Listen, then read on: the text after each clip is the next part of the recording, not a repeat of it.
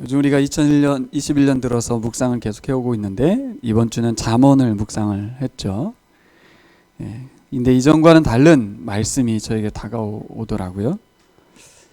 그동안 잠언은 저에게 유익을 가져다 주는 말씀이다 이런 생각이 있었는데 이제는 출애굽기 말씀과 연결되어서 그런가 이 잠언 말씀은 나에게 유익을 가져다 주는 말씀이 아니라 하나님이 어떤 분이신지 알게 하는 그런 말씀이구나. 하나님 나라를 바라보게 하는 말씀이구나. 그런 생각이 듭니다. 사실 잠언을 읽으면 다 아는 이야기입니다. 그래서 설교하기도 좀 어렵고요. 제가 좀 두려운 마음이 있었어요. 이걸 어떻게 이 뻔한 말씀을 다 아는 말씀을 어떻게 생소하고 새롭게 말씀을 전할 수 있지? 근데요, 저도 다 아는 말씀이었는데 이번에 묵상하면서 완전 새롭게 다가오는 느낌을 받았습니다. 여러분도 그런 경험을 해보셨는지 모르겠어요. 다 아는 건데 새롭게 들리는 거예요. 어떻게 그게 그런 일이 일어나나 봤더니 마음이 중요하구나 그걸 알았어요. 마음이 바뀌니까 이전에 다 안다고 생각했던 그 말씀이 전혀 다른 말씀으로 나에게 다가오는 것을 보았습니다. 사람이 마음으로 이렇게 다가오지 않으면 움직이지 않죠. 머리로 알아도 가슴까지 내려오지 않으면 사람이 전혀 움직이지 않습니다. 머리로 살아가지 않는다는 거죠. 머리가 손발에게 지령을 내리는 줄 알았는데 마음이 행동의 시작이라는 것이죠. 심장에서 피가 막 이렇게 발산돼서 온몸을 움직이는 것처럼 우리의 모든 삶의 행동들은 마음에 달려있다는 것을 확인하는 한 주간이었습니다.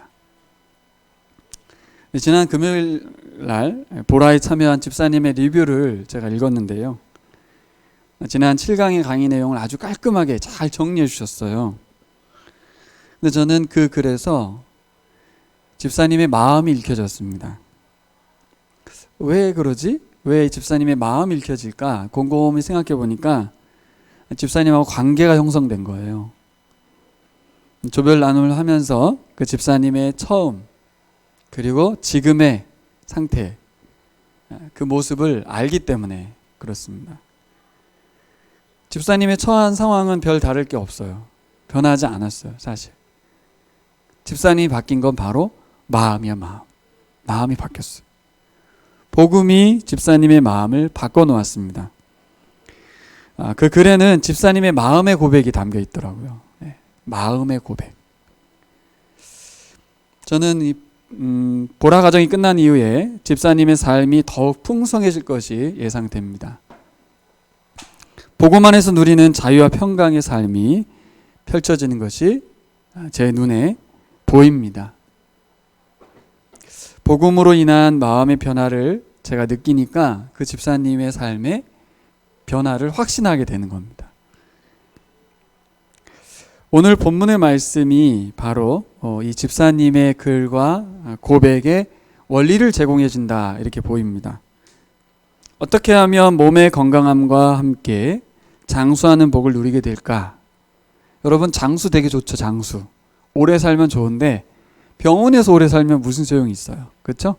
그래서 건강하면서 오래 살아야 합니다. 어떻게 하면 삶 가운데 평강이 넘치며 살아갈 수 있을까? 이것도요. 늘 불안하고 염려하고 사건 사고 많은 인생이 아니라 평강이 넘치는 인생 어떻게 가능하냐? 또 삶 가운데 존귀와 칭찬과 명성을 얻게 될까? 사실 이게 우리의 삶의 목표이기도 하죠. 또 어떻게 하면 부한 삶을 영위하게 될까? 이것도 자본주의 세상인 대한민국 살면서 은연중에 우리가 바라는 바입니다. 부자 되고 싶습니다. 어떻게 그게 가능하냐? 여러분 정말 우리가 이런 삶을 원하십니까? 뭔가 이렇게 세속적인 것 같습니까? 아니에요. 성경이 그 삶에 대해서 세속적이다라고 말하지 않았어요. 이런 삶이 하나님이 원하시는 삶이라고 우리가 이것을 추구하는 것에 대해서 잘못됐다 말하지 않습니다. 그리고 사실 이런 삶을 위해서 우리가 부단히 열심히 살고 있는 게 맞죠. 그렇습니다. 그러니까 오늘 말씀은 이러한 삶에 대한 원리, 어떻게 하면 이 삶이 실현될 것인가에 대해서 원리를 알려주는 것입니다. 그 원리의 핵심이 뭐냐? 우리의 마음에 달려있다. 이렇게 말합니다. 우리 마음이 신경 쓰는 게 뭔지에 따라 이런 삶이 펼쳐지든지 아니든지, 우리의 마음이 뭘 신경 쓰냐는 거죠. 자꾸 그 마음에서 우리의 모든 삶의 윤택이 결정된다라고 말합니다. 그래서 저는 오늘 잠언 묵상한 이후에 첫 설교 메시지로 마음을 살피라라는 제목을 잡아봤습니다. 내 마음에 무엇이 들어있는지, 내 마음이 어떻게 움직이는지, 내 마음의 상태는 어떠한지, 오늘 잠언 묵상이 우리의 내면을 살필 수 있는 기회를 주신다고 말씀하고 계십니다. 사실 이게 하려고 해도 잘 안 되잖아요. 근데 말씀이 참 감사한 게 이번 기회에 우리 안에 어떤 마음이 있는지, 어떤 마음의 흐름이 있는지, 무엇에 신경 쓰고 있는지, 마음의 상태가 어떤지 살필 수 있는 좋은 기회를 주셨습니다. 우리가 이 5월 한 달 동안 참 분주하잖아요. 정신없는 5월인데 행사도 많고 돈 나갈 때도 많고, 돈이 나가면 늘 마음이 불편하거든요. 들어오는 것보다 나가는 게 많으면 이게 아껴야 되기도 하고 평소보다 이게 지출이 많기 때문에 심란하거든요. 행사가 많다는 얘기는 돈 나간다는 얘기잖아요. 근데 잠언 말씀 우리에게 마음을 살필 수 있는 기회를 주신 것이 참 감사합니다. 일단 우리가 잘 알고 있는 건데, 여러분, 사람 마음 움직이는 게 제일 어렵습니다. 그렇지 않아요? 내 마음도 움직이기 어렵고요. 다른 사람 마음 움직이는 건 더 어렵습니다. 힘쓰고 노력한다고 바뀌지도 않는 게 마음입니다. 근데 성경은 원리를 간단하게 이야기했습니다. 내 마음을 바꾸려 하지 말아라. 내 마음을 움직이려고 하지 말아라. 어떻게 하면 우리의 마음이 바뀌냐? 하나님의 마음을 만나면 내 마음도 바뀐다. 이렇게 말씀하고 계세요. 하나님의 마음을 만나면 우리의 마음이 바뀐다고 말합니다. 여러분, 오늘 말씀을 통해서 하나님 아버지의 마음을 만나시기를 축복합니다. 오늘 하나님 아버지 마음이 3장 4절에 명확하게 드러나 있습니다. 같이 읽어볼까요? 3장 4절. 그러면 하나님과 사람 앞에서 내가 은혜를 입고 귀중히 여김을 받을 것이다. 아멘. 이게 하나님 아버지의 마음입니다. 가정의 달을 맞아서 여러분과 여러분의 자녀들이 이러한 은총과 귀중함, 그 은혜를 받으시기를 축복합니다. 목요 모임 하는데 묵상 나눔 중에 한 목사님께서 자녀들에 대한 이야기를 들려주셨어요. 어려서부터 목사님이 자녀들을 위해서 기도해 주실 때 단 한 가지만 기도했대요. 우리 자녀들이 사람들에게 칭찬받고 인정받는 자녀가 되게 해주십시오라고 기도했습니다. 자녀들은 아빠는 늘 똑같은 기도만 해. 그거밖에 안 해줘? 이렇게 핀잔 아닌 대꾸를 했다고 합니다. 자녀들이 커서 20대가 다 넘어갔는데요. 사회 각처에서 이 기도 제목에 응답되는 일이 있다고 해요. 군에 간 아들이 초년병인데 휴가를 나온 거예요. 그런데 장교가 전화해가지고 상담을 하더랍니다. 휴가 나온 사병에게, 초년병에게 장교가 막 상담하는 거예요. 나 너무 힘들다고 막 이러면서. 딸은 직장에 들어간 지 얼마 안 됐습니다. 대학을 간 친구가 아니에요. 고등학교 졸업생인데 선임들이 퇴사를 하게 되고 갑자기 팀장이 되었다고 그래요. 얼마 안 지나서. 그래서 회사에서 중요한 업무를 맡게 되고 또 후배 사원들이 막 들어왔을 거 아니에요. 시간이 얼마 안 지났는데 중견 사원이 된 거예요. 그 회사에서 되게 중요한 사람이 된 거죠. 그리고 중요한 일을 맡고 잘 감당하고 있다고 합니다. 큰딸도 아르바이트를 할 때마다, 과외를 할 때마다 어디서든 칭찬과 격려가 끊이지 않는 거죠. 제발 좀 같이 했으면 좋겠다. 계속 좀 해달라. 그래서 아르바이트 쪽에서 계속 연락 오고 전화 오고 도움을 요청받는다고 합니다. 저는 아주 부러워했습니다. 목사님 참 부럽습니다. 저도 이제부터 우리 수아와 수빈이를 위해서 이 기도를 하겠습니다. 이렇게 말씀드렸습니다. 여러분, 이런 자녀로 성장하는 거, 자녀 키워본 부모들이 여기 계신데 한결같은 소망이죠. 우리 자녀들이 커서 이런 아이들이 됐으면 사람들과 하나님 앞에 칭찬받고 인정받는다는 건 단순히 잘 나간다는 게 아니에요. 그들에게 좋은 사람, 선한 영향력을 미치는 사람으로 인정받아 꼭 필요한 사람, 계속 관계하고 싶은 사람이라는 거죠. 여러분, 그런데 이게 하나님 아버지도 똑같은 마음이라는 거예요. 잠언에 그렇게 써 있잖아요. 하나님과 사람 앞에 은총과 귀중히 여김을 받는 사람이 되었으면 이게 하나님의 마음입니다. 이러한 사람 마음에 뭐가 들어있는지, 뭐가 들어있길래 이런 사람이 이런 사람으로 성장하게 되는지, 하나님과 사람에게 칭찬받고 인정받고 존귀함을 받는지, 그 마음에 무엇이 있는지 살펴보려고 합니다. 첫 번째는 1절과 4절인데요. 3절에 보면 같이 읽을까요? 인자와 진리를 저버리지 말고 그것을 목에 걸고 다니며 너희 마음속 깊이 새겨 두어라. 인자와 진리를 목걸이 삼고 마음판에 깊이 새겨라, 이렇게 말합니다. 마음에 판이 있다는 거죠. 신비라고 말하죠. 에스겔서에서는 그렇게 말하고, 신비에, 우리의 신비가 있대요. 마음의 판, 거기에 새겨져 있는 그 마음판대로 사람이 산다는 거예요.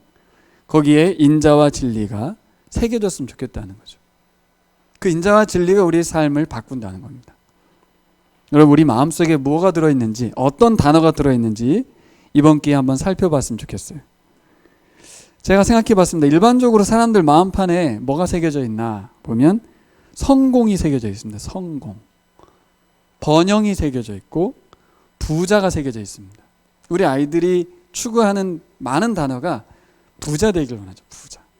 또 칭찬받길 원하고요. 인정받길 원하고, 웰빙이 있습니다. 웰빙. 건강을 좀 넘어서는 웰빙. 그리고 요즘은 안전이 있습니다. 안전. 네, 안전. 근데 하나님 우리 마음속에 인자와 진리, 이게 원어적인 의미로 보면 사랑과 성실입니다. 사랑과 성실. 성실이 영어로 faithfulness인데 충직함이란 뜻입니다. 신실함이란 뜻도 되고요. 그래서 love와 faithfulness가 있으면 좋겠다는 거죠. 근데 좋은 정도가 아니라 그것이 없으면 사람이 칭찬과 명성을 얻을 수 없다는 거예요. 거꾸로 말하면.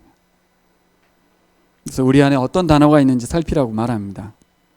사랑이란 단어, 히브리어로 이런 거 알면 좋잖아요. 그렇죠? 이 사랑이란 단어는 헤세드입니다. 사실은 자비라고 번역을 해야 돼요. 헤세드. 하나님의 실패하지 않는 끝없는 사랑, 자비하심입니다. 하나님의 자비가 우리 안에.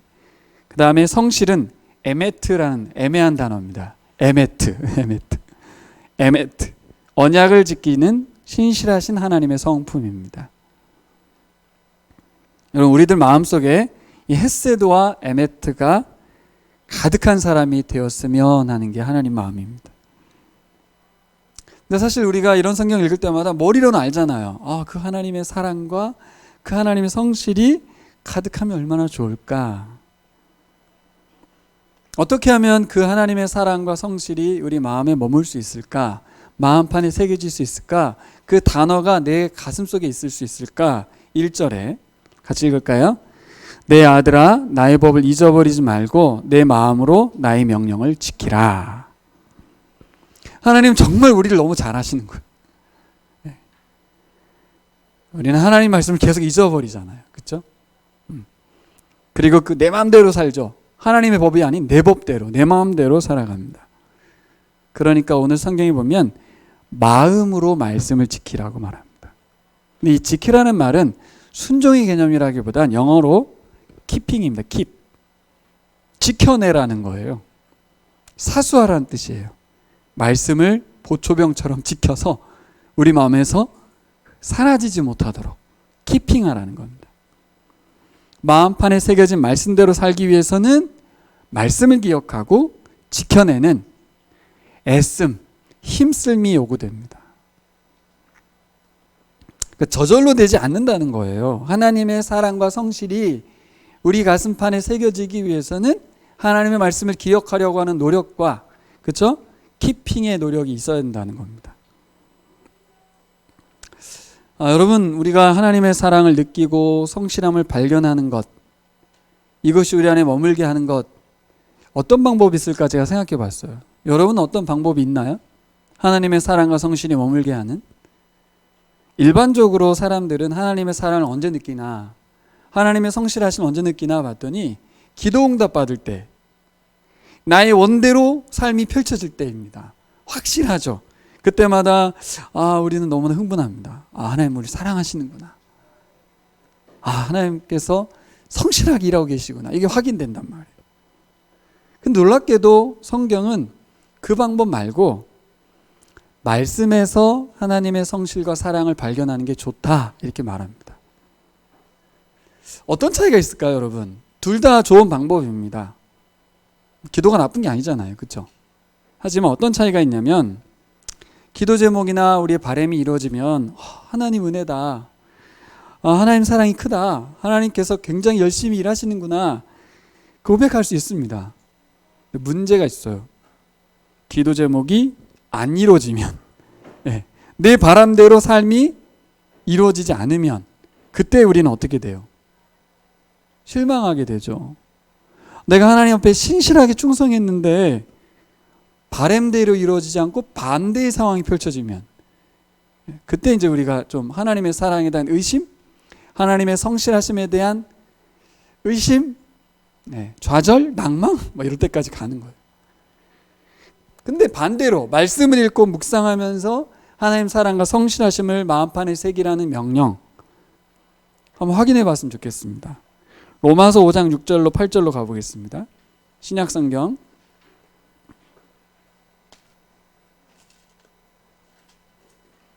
같이 읽을까요? 6, 7, 8절 같이 읽겠습니다. 우리가 아직 약할 때에 그리스도께서는 제때에 경건하지 않은 사람을 위하여 죽으셨습니다. 의인을 위해서라도 죽은 사람은 거의 없습니다. 더욱이 선한 사람을 위해서라도 감히 죽을 사람은 드뭅니다. 그러나 우리가 아직 죄인 되었을 때에 그리스도께서 우리를 위하여 죽으셨습니다. 이리하여 하나님께서는 우리들에 대한 자기의 사랑을 실증하셨습니다. 이 말씀에는 하나님의 사랑이 언제부터인지 나옵니다. 그리고 그 사랑이 얼마나 큰지도 나오고요. 그 사랑의 깊이가 어느 정도인지 나옵니다. 하나님의 사랑은 언제부터예요? 아직일 때 사랑하셨습니다. 그것도 우리가 아직 연약할 때, 아직 죄인이었을 때. 그리고 십자가의 죽으심으로 테텔레스타이, 아시죠? 집을 완료. 자비를 완성하셨습니다. 내가 감당할 분량이 1%, 0.1%, 0.0001%도 없습니다. 다 완성하셨어요. 그래서 우리가 얻게 된 게 뭐냐면 율법의 자리에 있지 않고 은혜의 자리에 서게 되었다고 바울은 말합니다. 더 이상 우리를 누구도 정죄하지 못한다는 거예요. 왜냐하면 예수께서 죄값을 치르셨기 때문에 우리가 의인이 되었다는 것입니다. 그리고 우리는 차원이 다른, 클래스가 다른 존재가 됐다는 거예요. 어떤 존재? 하나님을 영광을 바라면서 즐거워하는 존재. 스포츠 보면서 이겨서 행복한 존재가 아니라, 사이다 마셔가지고 행복한 존재가 아니라 하나님의 영광을 바라는 즐거운 사람이 되었다는 것이죠. 차원이 다른 인생이 펼쳐졌다는 거예요. 하나님의 사랑과 성실하심이 우리의 존재를 바꿔서 쓸모없는 존재에서 영광스러운 존재로 바꿨다는 것입니다. 근데 여러분, 놀랍게도 이 말씀은 교인들이 로마 시대를 살 때, 극심한 박해 가운데 살 때 이 말씀이 주어졌습니다. 그들이 처한 현실에 대한 위로와 평안을 강조하기보다는 우리 안에 가득한 하나님의 사랑과 하나님의 성실하심을 소개한 거예요. 계속해서 부어지고 있는 하나님의 사랑을 교인들에게 알려주면서 인내하고 버티라 이 말보다는 우리는 인내하고 버티는 단계를 넘어선 하나님의 사랑과 성실하심을 누리는 새로운 존재가 되었다고 자꾸 우리의 자격을 알려주었습니다. 그러면서 그 교인들은 하나님의 사랑과 성실하심을 의지하면서 환난 중에도 즐거워하는 존재라고, 그러면서 환난을 자랑한다고 그렇게 말했습니다. 그 환난이 왜 자랑스럽냐면 그 환난이 우리와 하나님 사이에 끼어 있는 불순물을 제거하기 때문에, 그래서 우리가 더 순수한 사람이 되고 정말 이제는 세상의 어떤 것을 추구하는 사람이 아니라 하나님의 영광만을 바라는 사람이 된다는 거죠. 그래서 환난이 오면 너무 자랑스럽다는 거예요. 그것이 우리로 하여금 하나님 앞에 더 순수한 신앙으로 나아가게 만든다고 고백합니다. 그래서 버티는 신앙이 아니고 안전과 보호를 바라는 신앙이 아니라 자랑하는 신앙. 우리는 저런 핍박과 박해에 대해서도 굴하지 않습니다. 우리는 다른 사람이 됐기 때문입니다 라고 자랑했다는 거예요. 보세요. 내 삶의 기도가 응답되고 내 삶에 어떤 바라는 바가 이루어지지 않잖아요. 오히려 더 극심한 박해가 계속 이루어지잖아요. 그런 가운데서 만나는 하나님의 사랑과 성실은 어디에 기록되어 있어요? 말씀에. 물론 두 가지 다 하나님의 사랑과 성실을 발견하지만 저도 개인적으로 추천합니다. 여러분, 하나님의 말씀에서 하나님의 사랑과 성실을 발견할 수 있습니다. 가까이 있잖아요. 우리가 묵상했던 출애굽기 말씀도 그렇죠. 그게 이집트 백성에게 혹은 히브리 백성에게만 하나님이 보여주신 겁니까?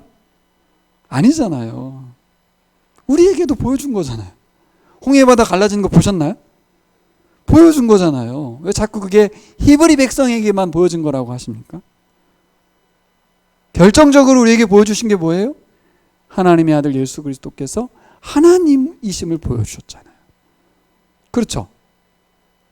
자꾸 다른 사람들에게만 보여주고 나한테는 안 보여줬다고 하지 말고 말씀에서 하나님의 사랑과 성실을 보시는 여러분 되시기를 축원합니다. 네. 그래서 우리의 신앙생활이 나 개인의 어떤 풍요와 안전을 추구하는 이 좁은 시각에서요, 하나님 나라 시각으로 바뀌는 겁니다. 그럴 때 우리의 삶의 환경이 팍팍하고 여전히 우울하고 힘들죠. 세상 죽을 때까지 그럴 겁니다, 아마. 하지만 하나님의 사랑을 힘입고 하나님의 성실하심을 믿으면서 꿋꿋하게, 담대하게, 당당하게 살아가는 겁니다. 몸과 마음은 힘들죠. 힘듭니다. 이 세상에서 안 힘들지 않습니다. 우리 아이들도 힘들 거예요. 하지만 우리의 영혼은 더 담대하고 단단해진다. 근데 이런 삶이 왜 중요할까요? 바로 사람들은 우리의 그 환경과 상황에 살아가는 태도를 보거든요. 우리의 언어와 행동을 보거든요. 하나님의 사랑과 성실함에 의해서 그들이 말하고 행동하는지가 다 보이거든요. 아니면 그게 바득바득 억지로 사는지, 또 혹은 여전히 신앙인인데 세속적인지 다 보이거든요. 다. 어떤 사람을 세상이 칭찬합니까? 진짜 크리스찬을 원하잖아요. 사람들 진짜 믿는 사람 보고 싶거든요. 언제 그게 딱 보입니까? 환난 중에. 모두가 힘들다고 말하는 그때 나는 안 힘들어요 라고 말하는 게 다 무슨 말인지 다 알아요. 그게 그냥 하는 말인지, 진짜 하나님의 사랑과 성실함 가운데서 그가 고백하는 말인지는 속일 수가 없습니다. 속일 수가. 그래서 여러분, 물론 우리의 기도와 우리의 바람이 이루어지어서 하나님 나와 함께 하신다는 고백을 할 수도 있겠지만 매번 그러진 않아요. 그렇죠? 더 중요한 게 있어요. 말씀에서 발견한 하나님과 사랑, 그 성실은요, 하나님 나라가 이루어져 가는 걸 보는 거거든요. 나의 바람과 소망이 이루어지는 걸 보는 게 아니고, 사실은 내 바람과 기도 제목이 응답되진 않아요. 하지만 하나님의 계획은 계속되고 있다는 게 보이는 거죠. 무엇이 더 중요합니까? 우리에게 무엇이 더 유익해요? 우리의 소망과 우리의 기도가 이루어지는 것보다도 더 유익한 건 하나님의 계획과 하나님의 말씀이 이루어지는 겁니다. 에지통독으로 보셨죠? 사복음서를 묵상하고 사도행전을 보니까 하나님의 계획대로 그죠? 이루어지죠. 사도행전 1장 8절에 그죠? 예루살렘과 온 유대와 사마리아 땅 끝까지 이르러 내 증인이 되리라 하셨던 명령을 주셨던 하나님께서 성령께서 그 일을 이루셔서 확장해 가는 걸 보여주시잖아요. 거기에 하나님의 사랑과 성실을 발견하는 거죠. 나는 좀 힘들고 내 인생은 좀 이상하게 어둡고 막히는 것 같아도 하나님 나라는 확장되는 것을 통해서 우리는 세상에서 꿋꿋하게 살아갑니다. 사람들은 우리를 보면서 박수치게 돼요. 뭔가 다른 사람이네. 참 평강을 소유한 사람들을 보면서 세상은 우리를 존귀하다고 말하게 될 줄 믿습니다. 근데 여러분, 제가 한 가지만 꼭 팁으로 드리고 싶은 말씀은 이 말씀을 나에게 적용하면 잘 적용이 안 되죠. 근데 우리 자녀에게 적용해 보세요. 감동되지 않아요? 우리 자녀들이 자신의 유익과 안전과 안녕으로 하나님을 기뻐하고 좋아하는 그래가지고 이렇게 살아가는 게 아니라 하나님 나라를 바라보면서 살면서 꿋꿋하게 하나님의 사랑과 성실함에 의지해 살아가는데 사람들이 그를 칭찬하고 인정하고 존귀하게 여긴다면 감동이지 않아요? 그래서 제가 무슨 팁을 드리냐면 자꾸 자녀들에게 적용하지 말고 우리에게, 아직 우리 어리잖아요. 그렇죠? 47살밖에 안 먹었잖아요. 그러니까 아직 어린 우리들에게 적용하면 좋겠어. 우리 자녀들은 하나님이 알아서 하시고 우리가 말씀 안에서 하나님의 사랑과 성실을 붙드는 걸 보고 자랄 것입니다. 그렇죠? 두 번째로 5절에서 8절을 보면 그 마음 중심에 무엇이 있는가? 하나님 앞에 겸손함이 있는 사람들입니다. 5절에 보면 너는 마음을 다하여 여호와를 신뢰하고 내 명철을 의지하지 말라. 마음을 다하여 여호와를 신뢰한다는 말이 무슨 말이에요? 그 뒤에 있는 말과 연결됩니다. 명철을 의지하지 않는 거예요. 누구의 명철? 나의 명철입니다. 쉽게 말하면 하나님 의심하지 말라. 따라해볼까? 하나님 의심하지 말라. 하나님 의심은 뭘로 드러나요? 나의 명철을 의지하는 걸로 드러나는 거예요. 여호와에 대한 확신으로 마음을 채우라는 거예요. 제발 좀 하나님 좀 믿으라는 거예요. 근데 명철, 이것은 자기의 통찰력, 자신의 명민한 말이라고 말할 수 있습니다. 자신의 통찰력과 자신의 명민한 말에 기대어 살지 말라는 것입니다. 7절로 가면 뭐라고 돼 있어요? 스스로 지혜롭게 여기지 말지어다. 아유, 세상에 이런 사람이 어디 있어요? 우리 교인들은 사실 그런 분들은 거의 없어 보입니다. 사실 저는 오늘 말씀 전하기가 좀 어려운 게 다 잘하고 계세요. 뭐 저랑 비교할 일은 아니지만 저보다 정말 잘하고 계신 것 같아요. 저는 삶의 현장을 갖고 있지 않기 때문에, 근데 그 삶의 현장에서도 승리하신 여러분들을 보면 정말 잘하고 계신 것 같아요. 그럼 이거는 잔소리가 되는데 잘하고 있는 사람에게 뭘 더 말할까요? 네. 하지만 또 하나님의 말씀으로 잘 들으시면 좋겠습니다. 여러분, 사람 스스로 부족함을 알고 인정하면 뭐 하게 돼요? 하나님의 힘과 지혜를 구하게 된다, 이렇게 말합니다. 그래서 한 가지 중요한 부분만 전달을 할게요. 아주 이 뻔한 말씀, 너무 잘하는 말씀. 그렇죠. 우리의 연약함을 인정하면 하나님 의지하게 되겠죠. 하나님께 더 구하겠죠. 근데 여러분, 우리가 일상을 살면서 이게 좀 분리될 때가 옵니다.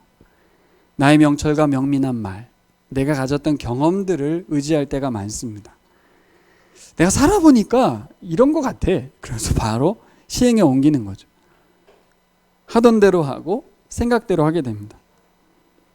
뭔가 바뀌어야 된다는 거예요. 7절 앞에 단어를 보면 그 스스로 지혜 있게 여기지 말지어다, 이 말씀이 원어적으로 풀면 어떻게 되냐면 내 눈으로 지혜롭게 되지 말라, 그런 뜻입니다. 잠언 곳곳에서 이런 단어가 나옵니다. 눈으로 지혜롭게 된다. 눈 이야기가 나옵니다. 눈을 조심하라고. 자기 눈의 판단을 믿는 건 위험하다는 거예요. 자기의 충족감에 젖어 살게 된다는 거죠. 타인의 말을 듣지 않는다는 겁니다. 성경은 사람이 제일 안 바뀌는 게 눈이라고. 임철 목사님이 토요일날 오셔서 저에게 말씀해 주셨어요. 금요일날 말씀하셨구나. 본문과 연결되더라고요. 사람이 제일 안 바뀌는 거, 죽을 때까지 안 바뀌는 게 눈이래요. 눈. 근데 마음의 겸손이 뭐냐? 여호와의 눈을 인정하고 받아들이는 거라고 말합니다. 잠언은 이것을 뭐라고 하냐면 여호와를 경외하고 악을 떠난다, 이렇게 풀어서 설명했습니다. 하나님을 인정하는 것, 하나님을 두려워하는 것, 하나님을 예배하는 것, 출애굽기와 연결되죠. 네, 눈으로 봤는데도 하나님이 안 보이는 거예요. 하나님을 아는 자로서의 세상을 보는 눈이 있어야 되는데 하나님을 모르니까 자기 눈으로 판단하고 시행에 옮겼던 파라오 왕이 대표적이죠. 왕만 그렇습니까? 백성들도 다 똑같죠. 근데 너무 재밌는 건 이스라엘 백성들도 눈이 바뀌지 않는다는 거. 그들이 바라보는 눈은 나일강의 풍요지 하나님의 임재가 아니었어요. 하나님의 구름 기둥과 불 기둥이 보이는데도 눈이 안 바뀌고 홍해바다가 갈라져도 눈이 안 바뀌는 거죠. 여러분, 우리의 눈을 의심하시기 바랍니다. 어떤 눈에도 저는 만족하지 않는다. 내 눈에 만족은 없다. 하나님이 보시는 눈으로 봤으면 좋겠습니다. 여러분, 예배가 그래 중요합니다. 우리 눈이 바뀌는 곳이 예배의 자리입니다. 우리의 시선이 교정되는 곳입니다. 내가 왕이 아님을 알게 되는, 그리고 내가 하나님의 자녀임을 확인하는. 그래서 우리 수아가 자신 뜻대로 막 할 수 있지만 아버지의 지혜와 눈을 수용하고 인정해 드리는 거, 그게 쉽지 않죠. 나이가 먹어갈수록 자신의 생각과 눈으로 판단하게 되는데 부모님의 눈을 먼저 인정해 줄 수 있을까요? 우리 박 집사님의 눈을 우리 보미가 인정해 줄 수 있을까요? 그 안목을? 절대 그렇지 않습니다. 보미는 내 안목을 확신합니다. 아빠는 맨 구닥다리고 아빠는 맨 이상한 것만 본다고 말하죠. 근데 지나고 보면 부모님의 눈이 맞잖아요. 신의 자매도 인정합니까? 그런가요? 신의 자매의 안목이 엄마보다 훨씬 뛰어날 것 같은데? 아니라고? 그렇군요. 네. 그렇습니다. 참 무시하는 우리 어머니 보면 그분의 눈을 나중에 인정할 수밖에 없어요. 동일하게 여러분, 하나님의 눈은 100% 아니겠어요? 여러분, 예배의 자리는 안경원과 같습니다. 제가 중학교 1학년 때 안경을 썼거든요. 그때 이제 강원도에서 이사 오고 초등학교 6학년 10월에 이사 온 다음에 이렇게 시골에서 살았는데 눈이 안 좋은 줄 몰랐어요. 그냥 막 사는데 뭔가 이게 여름에 맑게 보이지 않고 희미하게 보이는 걸 몰랐어요. 그러다가 학교에 찾아온 조치원에서 온 어떤 봉사 안경원에서 오셨다가 공짜로 해주셨거든요. 그때 그 안경 끼고 나서 세상이 완전 달라지더라고요. 그래서 깜짝 놀랐어요. 내가 눈이 이렇게 안 좋은 줄 몰랐, 부모님도 모르고 아무도 몰랐던 거예요. 여러분, 하나님의 눈으로 안경을 끼면 세상이 달라집니다. 굉장히 달라집니다. 그러면 내 명철을 의지하지 않죠. 안경 벗고 살지 않습니다. 왜? 이 깔끔하고 멋진 세상을 왜 티미하게 보고 살까요? 여러분, 우리가 하나님이 주신 안경을 쓸 때, 예배의 자리에서 우리가 시력이 교정될 때 우리는 하나님과 사람들에게 은총과 귀중함을 받게 될 줄 믿습니다. 세 번째로, 재물을 떼어서 하나님께 드리는 사람들, 마음에 돈이 아니고 하나님이 계신 사람들입니다. 마태복음 6장 21절에 보면 네 보물이 있는 그곳에는 네 마음도 있느니라, 이런 말씀이 있어요. 예수님도 우리의 마음이 어디에 신경을 쓰고 있는지 알려주고 계세요. 네 마음이 어디에 있는지 우린 다 안다. 돈이 아니고 하나님이었으면 좋겠다는 거죠. 무슨 말이에요? 내가 돈을 어디에 많이 쓰고 있는지에 따라 우리 마음이 간다는 거예요. 물론 배고픈 사람들은 엔길 지수가 높죠. 먹는 데 많이 쓰게 됩니다. 그것이 잘못됐다는 건 아니고요. 중요한 거는 오늘 본문의 10절에서 다루고 있는, 그죠? 8, 9, 10절에서 다루고 있는 말씀이 뭘까요? 7절까지는 내적인 경건에 대한 부분을 다뤘다면 8, 9, 10절은 외적으로 그 마음을 어떻게 표현할 거냐는 거예요. 여러분, 우리가 말로는 할 수 있어요. 교회 와서 노래 부를 수도 있고 기도도 할 수 있고 글도 읽을 수 있고 다 할 수 있지만, 내게 주어진 재물을, 첫 소산물을 주님께 드린다는 것이 진짜 하나님을 경외하는 거라고 말하고 있습니다. 왜 그렇죠? 왜 돈을 하나님께 드리는 게 진짜 경외죠? 돈이 나이기 때문에 그래요. 돈이 나의 가치이기 때문에 그래요. 오늘 공경하다라는 말, 오늘 또 배워봅시다. 공경하다라는 히브리어 단어가 카베드예요. 카베드. 근데 이 단어의 원래 뜻이 뭐냐면 무게를 잰다, 그런 뜻입니다. 무겁다라는 뜻이에요. 자, 그럼 무슨 말이냐? 한 사람의 합당한 가치를 평가한다, 그런 뜻이에요. 사회적인 영향력이나 탁월성을 부여하고 표시한다, 그런 뜻입니다. 공경하다라는 뜻은 그분의 가치를 인정해 드린다는 뜻이 되는 거예요. 카베드. 그러니까 하나님을 공경하려면 어떻게 해야 되겠어요? 그분을 그분의 가치로 인정해 드려야 될 거 아니에요. 그렇죠? 우리가 한 달에 한 번 뭘로 우리 가치를 인정받죠? 월급으로. 월급으로 나의 가치를 인정받는단 말이에요. 우리 신혜자매처럼 알바는 아닙니다. 하지만 정식 직장에 가면 그 직장에서는 우리를 어떻게 인정해요? 나의 몸값을 치르거든요. 나의 인생의 상당수를 바친 것에 대해서 가치를 매겨주거든요. 자, 하나님께 얼마의 가치를 매길 거예요? 그 가치의 처음을 뭘로 담았어요? 첫 소산물. 이 첫 소산물의 단어의 의미는 뭐냐면 처음이라서 첫이 아니라 가장 좋은 것이란 뜻이 있습니다. 예수님 부활의 첫 열매가 됐다는 말도 가장 좋은 것이란 뜻이 있습니다. 그래서 사실 우리 선진들은, 선배 신앙인들, 우리 어머니들은요, 가장 좋은 것을 드리려고 최선을 다했어요. 왜 그랬을까요? 물론 그렇게 하면 약속이 있잖아요. 포도즙 틀이 뻥 터질 만큼 많이 부어준다고. 그랬으니까 열심히 바쳤을 수도 있어요. 정말 그럴까요? 그러면 뻥 터지지 않으면 안 드리게 되거든요. 꼭 그렇지만은 않아요.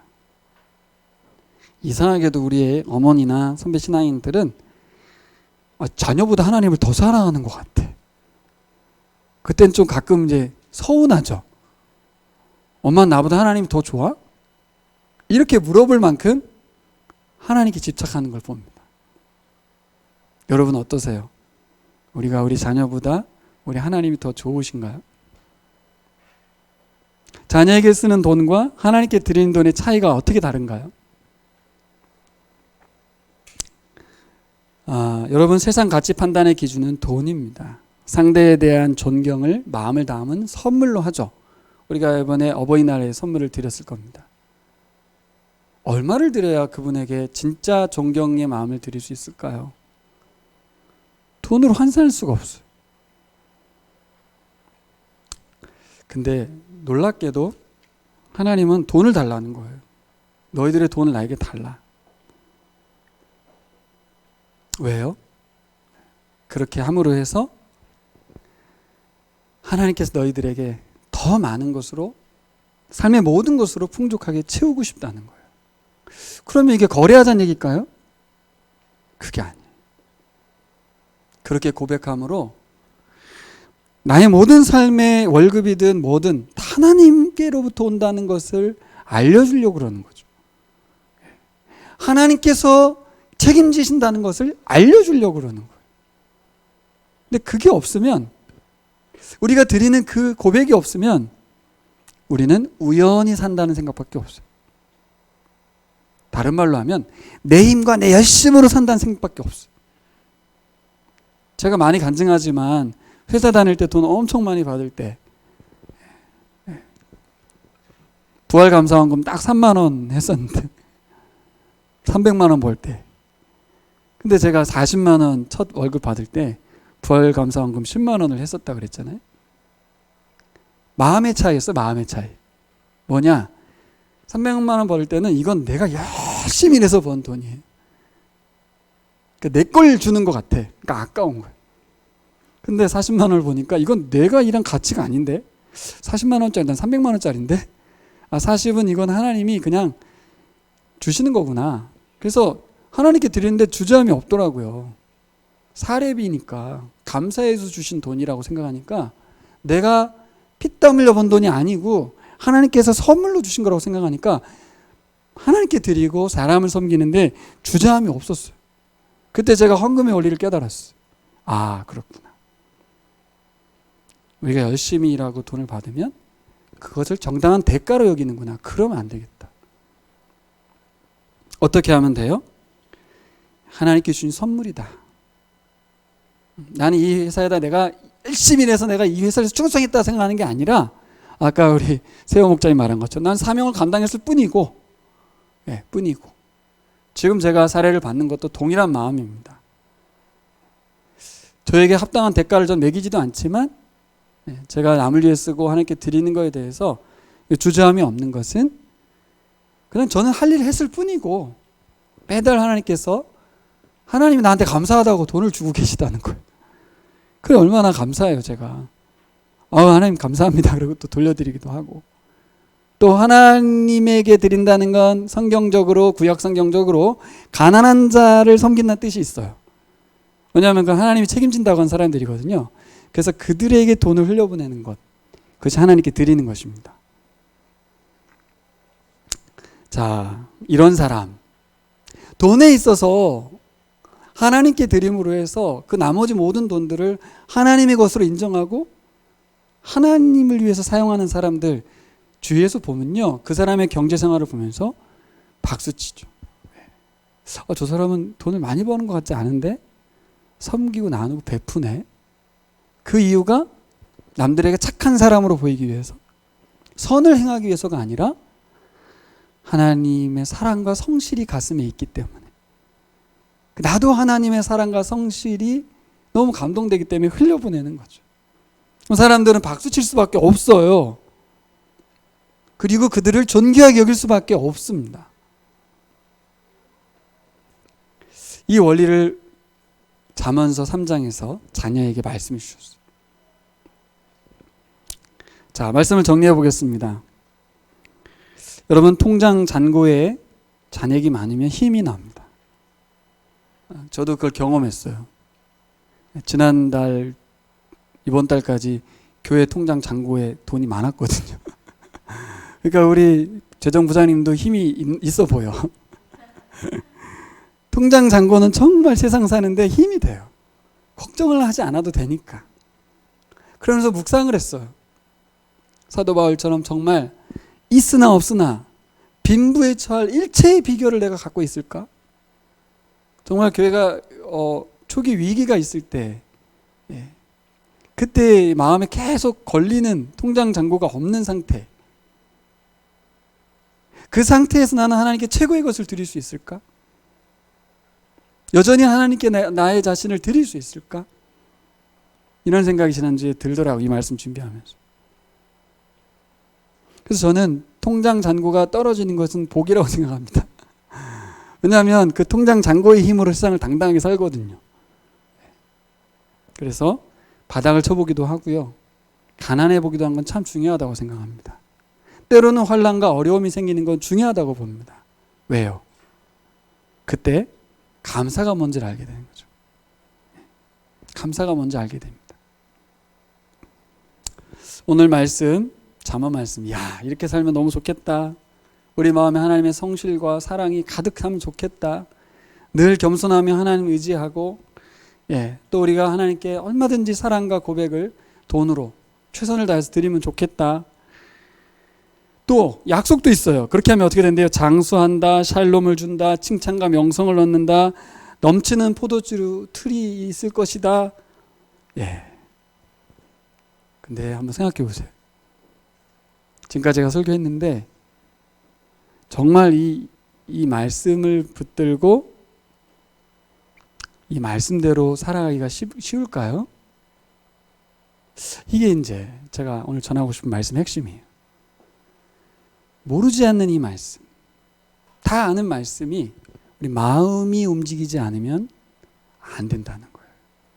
그래서 오늘 본문에 보면 마음으로란 단어를 계속 강조해주고 있어요. 마음으로 살피려, 마음을 가지고 하라, 마음을 가지고 명령을 지키라는 거예요. 전 이 마음이 뭐라고 생각하냐면 하나님과 연결된 마음으로 좀 해달라는 거죠. 그러니까 내가 내 마음을 막 열심히 하려고 하지 말고 하나님의 마음을 좀 알았으면 좋겠는 거예요. 왜 그런 거 있잖아요. 부모님의 마음을 나중에 알고 나서 청개구리가 땅 치고 후회하는 것 같은. 부모님의 마음이 이거였구나. 그래서 여러분, 우리가 하나님의 마음을 오해하지 않으려면 제가 보기에는 말씀을 자꾸 보셔야 돼요. 그리고 그 하나님이 어떤 분이신지 알아야 돼요. 그래서 그 마음이 우리 안에 가득해야 돼요. 하나님의 마음이. 하나님의 어떤 그 사랑과 성실이 가득해야 돼요. 여러분, 저절로 되지 않습니다. 키핑하라고 말씀하셨습니다. 여러분, 세상에 이런 사람이 있을까요? 정말 마음에 하나님의 사랑과 성실을 가득 채워서 자신을 겸손히 여기고 명철을 의지하지 않고 하나님 말씀 붙들며 사랑하는 사람 봤어요? 되면 좋겠는데 안 보여, 그런 사람 잘 사실. 여러분, 성경에는 그런 사람이 나오고 있습니다. 성경에는 바로 예수 그리스도입니다. 하나님의 사랑과 성실하심으로 가득하셨던 분, 그 중심의 말씀 앞에 겸손하시고 자신의 뜻과 명철을 의지하지 않으신 분, 자신의 가장 귀한 생명을, 최고의 생명을 하나님 뜻대로 사람들의 목숨값으로 대성물로 내어주셨던 분, 예수 그리스도가 계세요. 놀라운 건 하나님께서 그 아들 예수 그리스도를 우리 안에 보내주심으로 우리가 이 잠언의 말씀을 살 수 있도록 만들어 주셨다는 거예요. 이것이 복음입니다, 여러분. 할렐루야. 네, 잠언 읽으면서 우리가 다른 시각을 가져야 될 건 뭐냐면 복음의 시각이죠. 도덕과 윤리의 시각. 이렇게 살면 좋겠다. 우리가 노력해서 이렇게 살아야지. 하나님의 마음과 연결돼야지 할 필요가 없어요. 그렇게 안 하셔도 돼요. 우리 안에 예수 그리스도, 그것을 완성하신, 선악과를 따먹지 않은 하나님의 성실하심을 닮으셨던 그분이 우리 안에 계십니다. 그러니까 우리는 뭐에 집중하면 돼요, 이제? 예수님이 우리의 주인임을 인정하는 것에 집중하는 거예요. 예수님이 나무아래 교회의 주인이심을 인정하는 거예요. 그리고 이제 뭐에 신경 쓰면 되냐? 내가 막 하려고 하는 게 아니라 예수님 만나는 시간을 확보하는 겁니다. 예수님과 함께하는 시간을 확보하셔야 돼요. 그분이 나의 삶을 주관하기 위해서 예수님과 함께하는 시간을 확보하시는 거예요. 그리고 예수 그리스도의 말씀의 방을 만드는 거예요. 내 안에, 내 마음 안에, 이 마음 저 마음으로 가득한 그 마음 안에 예수 그리스도의 마음이, 하나님의 말씀이 가득할 수 있는 말씀의 방을 만들어내는 겁니다. 잠언 묵상하면서 뭔가 찝찝했던, 이게 좋은데 이게 참 생각대로 안 되네, 그 찝찝했던 마음이 확 풀렸어. 여러분, 우리의 힘과 노력으로는 주의 법대로, 주의 법을 중심에 두고 살 수 없습니다. 우리는 날마다 선악과를 따먹어요. 날마다. 하지만 주님이 우리에게 임마누엘 하셔서 선악과로, 생명나무로 우리 안에 계시는 줄 믿습니다. 그분은 선악과를 따지 않으셨던 분입니다. 그분이 우리를 도와서 우리가 선악과 따지 않도록 도우실 것입니다. 늘 주님이, 하나님이 우리 안에 계시도록, 하나님 우리 아버지가 되시도록 성령께서 도우실 줄 믿습니다. 여러분, 그렇게 되면 우리가 몸이 건강해집니다. 약속 있죠? 우리 몸이 왜 건강해져요? 하나님이 중심에 계실 때, 예수 그리스도와 관계가 좋을 때 몸이 건강합니다. 두 번째, 마음도 풍성해집니다. 그리고 관계가 행복해집니다. 그리고 결정적으로 우리의 삶의 방향성이 하나님의 영광을 바라하면서 즐거워하는, 아까 말했던 클래스가 다른 인간, 저 사람 뭐야? 이 상황에서 어떻게 저럴 수 있어? 라고 하는 것을 사람들이 보고 하나님이 궁금해지고 저 사람을 탐구하게 되고 그 사람 속에 있는 예수님을 보게 될 줄 믿습니다. 여러분의 마음을 예수님께 내어드리는 귀한 교우들 되기를 축복합니다. 네, 기도하겠습니다.